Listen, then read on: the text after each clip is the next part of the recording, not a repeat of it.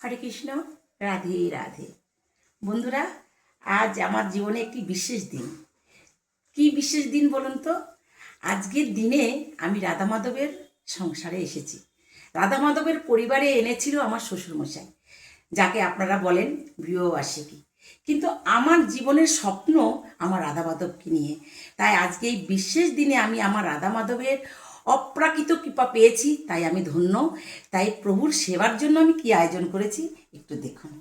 আজকে আমি রান্না করেছি চানা পনির, সাদা আলুর দম, আছে কচুরি, হিঙের কচুরি, কড়াইশুঁটি কচুরি, আছে 5 রকম ভাজা, আছে মিষ্টি, আর চিলি পনির, চাটনি। আর এটা কিসের পায়েস বন্ধুরা, আপনারা দেখে বলুন।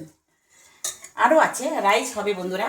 আমি রাইসের চালটা দিয়ে দিই, কেন জলটা রেডি হয়ে গেছে। আমার ভগবানের জন্য আমি আজকে রাইস করব। আমরা সকলে আজকে বিশেষ দিনে অনেক অনেক আনন্দ করি, সকলকে নিয়ে পরিবারে। কিন্তু আমার রাধা মাধবের সংসারে আমি যখন এসেছি, আমার জীবনের সব কিছুই আমার রাধা মাধবকে নিয়ে আছে। পাটিসাপটা, মিষ্টি, দই, মালপোয়া। আমার যদি ভগবান যদি আমাকে 10টা হাত দিত, আমি আরও অনেক কিছু তৈরি করে ভগবানের সেবা দিতাম।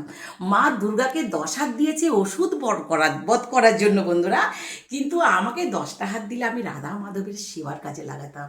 হরে কৃষ্ণ, ভুল ত্রুটি হলে ক্ষমা করবেন।